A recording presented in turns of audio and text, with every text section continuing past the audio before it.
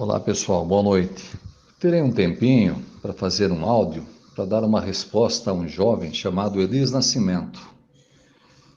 Ele pertence à Assembleia de Deus e ele fez um desafio para vários irmãos, incluindo a mim.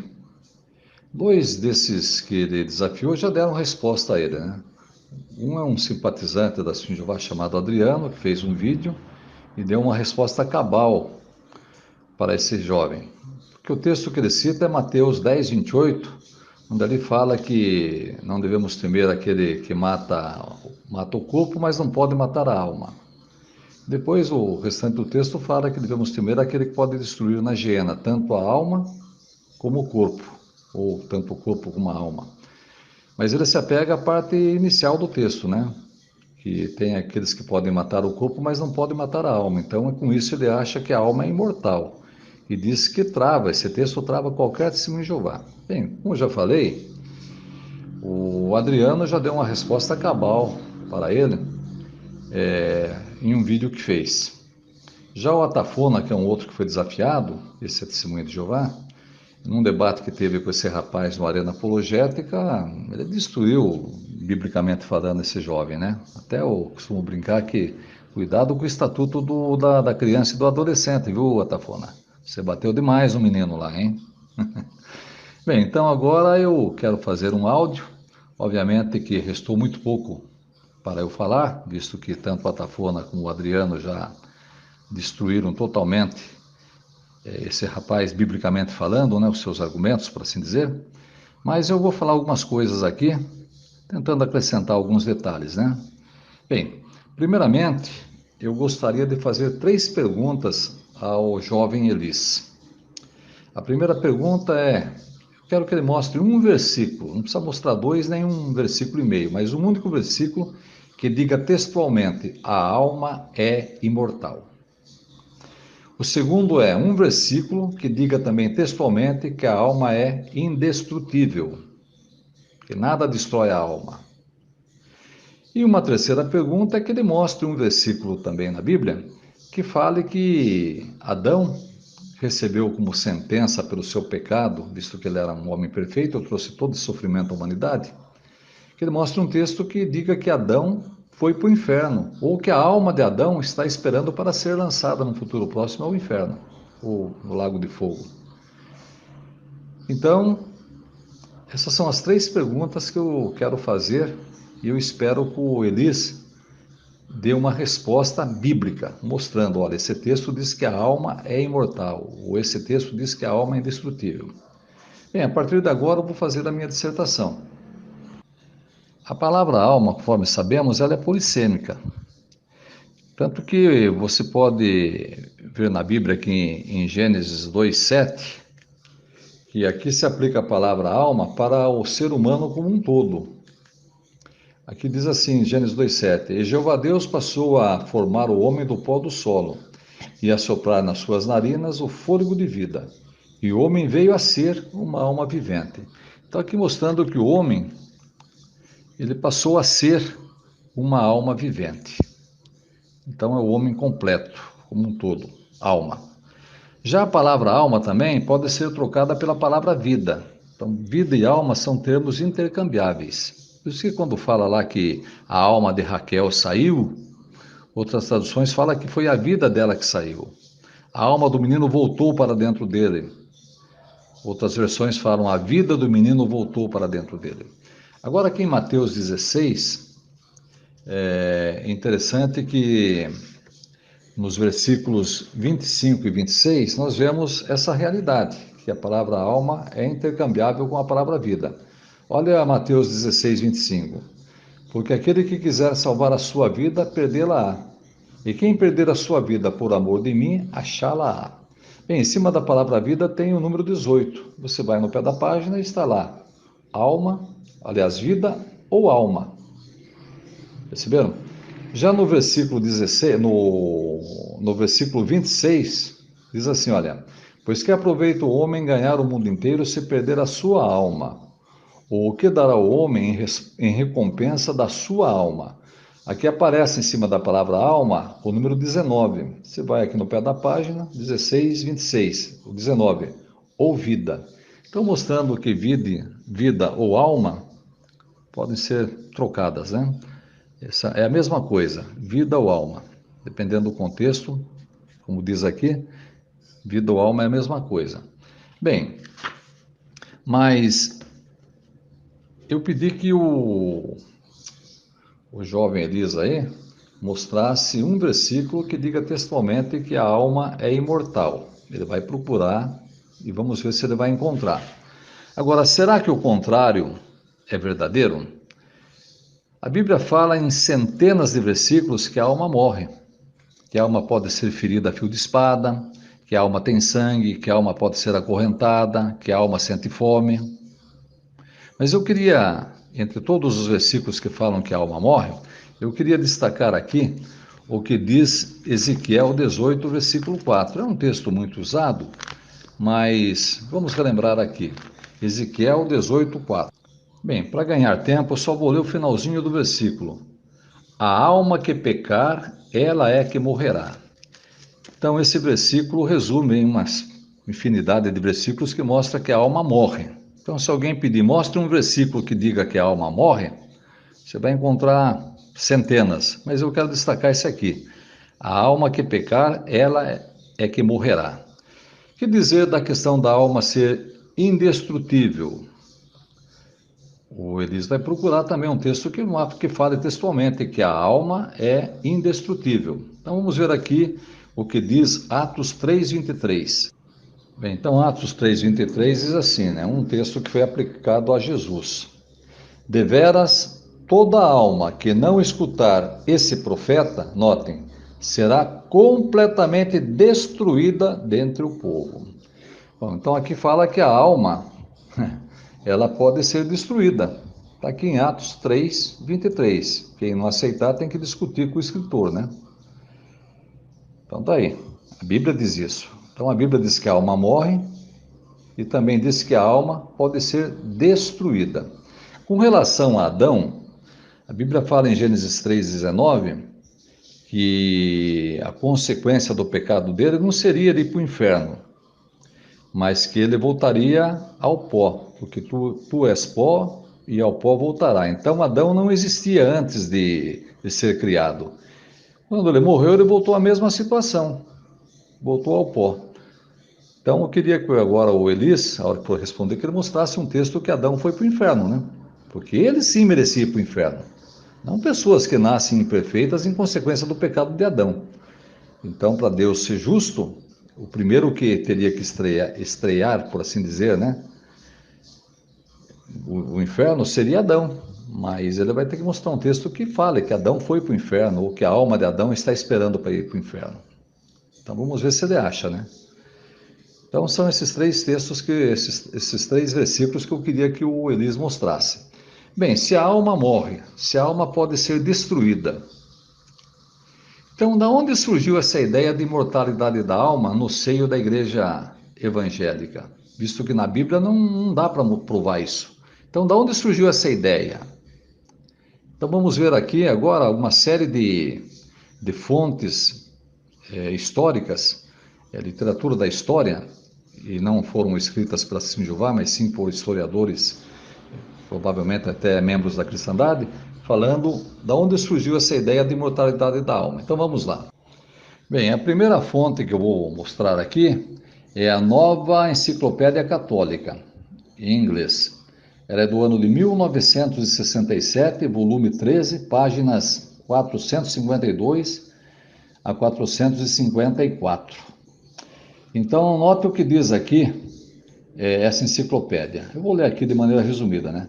O conceito cristão de uma alma espiritual criada por Deus e implantada no corpo por ocasião da concepção para fazer do homem um todo vivente é fruto de um longo desenvolvimento de filosofia cristã.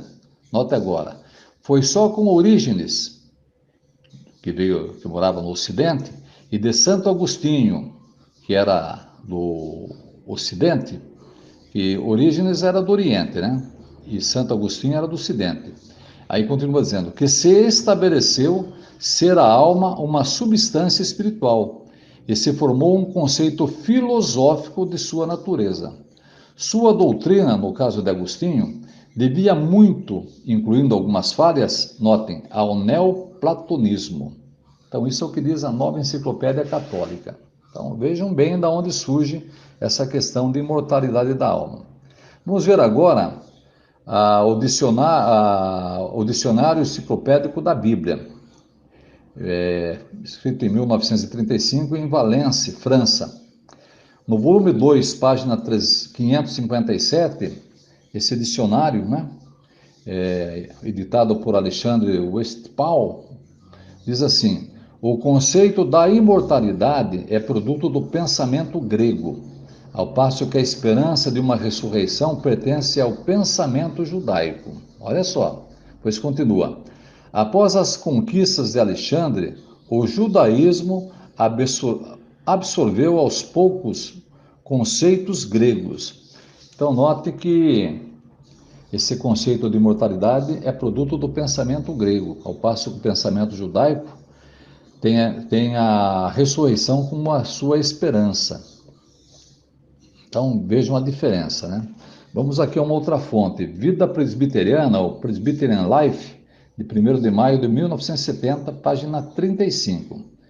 Então, essa obra, deve ser uma revista, sei lá, um livro da Igreja Presbiteriana, diz assim, olha, a imortalidade da alma é uma ideia grega, concebida nos antigos cultos, notem, de mistério, elaborada pelo filósofo Platão. Olha só, hein?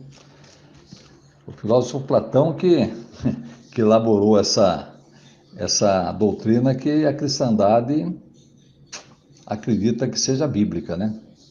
Vamos ver uma outra fonte aqui. Agora aqui deixa eu ver aqui. É uma fonte Fédon de Platão, seções 64 e 105, publicado pela Great Books of the Western World, 1952, editado por um senhor chamado R.M. Hutchins, volume 7, páginas 223, 245 e 246. Diz assim, olha, cremos que há tal coisa como a morte? Não é ela a separação entre a alma e o corpo? Estar morto é o término disso? Quando a alma existe dentro de si mesma e é libertada do corpo e o corpo é libertado da alma, o que é isso senão a morte? E admite, a alma, a morte? Não. Então é a alma imortal? Sim. Fédon de Platão.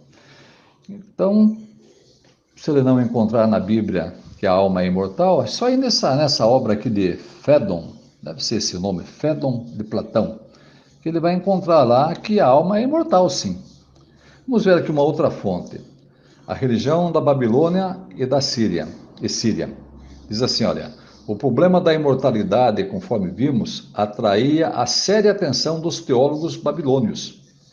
Nem o povo, nem os líderes do pensamento religioso jamais encararam a possibilidade de aniquilação total daquilo que certa vez veio à existência. Note agora, a morte era uma passagem para outra espécie de vida. Então, olha o que diz aí essa obra, A Religião da Babilônia e da Síria. Ela foi escrita em 1898, nos Estados Unidos, e o escritor é M. Jastrow Jr., página 556.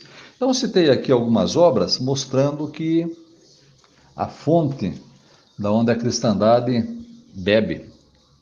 Obras que falam que a alma veio do paganismo, do platonismo, filosofia pura. Por isso que eu vou esperar, sentado, que o Elis mostre um versículo que diga textualmente que a alma é imortal, ou que a alma é indestrutível. Então vamos lá, Elis, estamos esperando. Bem, mas agora vamos para o texto que o Elis diz que trava qualquer testemunho de Jeová. É Mateus 10, 28. Diz assim, olha, e não fiquem com medo dos que matam o corpo, mas não podem matar a alma. Em vez disso, temam aquele que pode destruir na geena tanto a alma como o corpo. É interessante que esse versículo, nos debates que eu fazia antigamente, eu sempre citava para provar que a alma morre, ela pode ser destruída. E, estranhamente, o Elias citou esse texto como sendo o texto que prova que a alma é imortal, né? Mas nós podemos ver aqui que, embora no início do versículo fala que não podemos ter medo dos que matam o corpo, mas não podem matar a alma, logo em seguida a Bíblia fala que a alma pode ser destruída. Então, alguém pode destruir a alma, no caso Deus, né? Deus pode destruir tanto o corpo como a alma. Então, em que sentido pode-se matar o corpo, mas não matar a alma? Bem, imagine que alguém saia de um salão do reino depois de uma reunião, ou de um congresso, ou de uma assembleia, e esse servo de Jeová zeloso seja assassinado por um bandido. Bem, mataram esse servo de Jeová. Mas será que a pessoa que matou esse servo de Jeová conseguiu destruir, acabar com a esperança de vida eterna que ele tinha? Não, claro que não. Aqueles irmãos que morreram em campos de concentração defendendo a sua fé e que foram mortos pelos nazistas, será que os nazistas que mataram esses irmãos conseguiram destruir a esperança de vida eterna que esses irmãos tinham? Claro que não. Então é nesse sentido que alguém pode matar o corpo, mas não pode matar a alma. Inclusive existe tradução, pelo menos eu conheço uma, a Emphatic Dialogue de Benjamin Wilson, ela é baseada no manuscrito Vaticano 1209. Ele, em vez de alma aqui, ele traduz da seguinte forma, né? Não tenham medo daqueles que podem matar o corpo, mas não podem destruir a esperança de vida futura. Olha só. Então, ali, em vez de alma, ele coloca esperança de vida futura. Porque é exatamente isso que o texto diz. Porque esse texto, querer provar com esse texto que a alma é imortal, é um tiro no pé, porque o texto continua dizendo que tem alguém que pode destruir na geena, tanto a alma como o corpo. Se ela pode ser destruída, ela não é imortal. Isso é simples. Tanto que agora aqui em Lucas 21, 19, ou melhor, é Lucas 21, 19. Vamos ver o que fala esse texto. Olha Lucas 21, 19. Ao meio da edição atualizada, diz assim, olha. É na vossa perseverança que ganhareis a vossa alma. Então, note, se o homem é a própria alma, ou se o homem tem uma alma, qual é essa alma que ele vai ganhar sendo perseverante? É óbvio que essa alma que ele vai ganhar é a vida eterna, é a vida futura. Perceberam? Então, é uma questão de ler a Bíblia, conhecer a Bíblia. Então, por isso que eu falo, Elis, mais estudo da Bíblia e menos gritaria. Mas eu sei que você provavelmente vai tentar achar em algum texto da Bíblia a palavra imortalidade. Então vamos analisar aqui para não deixar nenhuma brecha. Bem, então aqui em 1 Coríntios capítulo 15 aparece a palavra imortalidade. Por exemplo, o 15:53 diz assim, olha, porque é necessário que este corpo corruptível se revista de incorruptibilidade e que o corpo mortal se revista da imortalidade. Então, note que aqueles que irão para o céu, que é disso que o 1 Coríntios 15 fala, daqueles que têm esperança de vida celestial, aqui fala que semeia-se corpo físico e é ressuscitado em corpo espiritual. E aqui fala que esse corpo físico, que é um corpo mortal, vai se revestir de imortalidade. Então a imortalidade vem como um prêmio, não é algo inerente. Por isso que eu espero que você mostre um texto que fale que a alma é imortal. Aqui fala daqueles que vão ganhar imortalidade, mas vão receber como prêmio. E assim também se dá no 54, que fala que aquilo que é mortal vai se revestir de imortalidade. Né? 1 Coríntios 15, 53, 54. Então, estou aguardando, Elis, que você mostre um texto que diga que a alma é imortal, que a alma é indestrutível, porque o contrário já foi mostrado. Tá certo? Menos gritaria e mais estudo da Bíblia. Tá certo? E pare de desafiar as pessoas, porque você não está com essa bola toda não, viu? A sua bolinha é bem pequena, viu? É bem pequenininha a sua bolinha. Então pare de desafiar, porque você tem que aprender muito para poder desafiar as pessoas, tá ok? Jeová continue nos abençoando e nos protegendo. Uma boa noite a todos.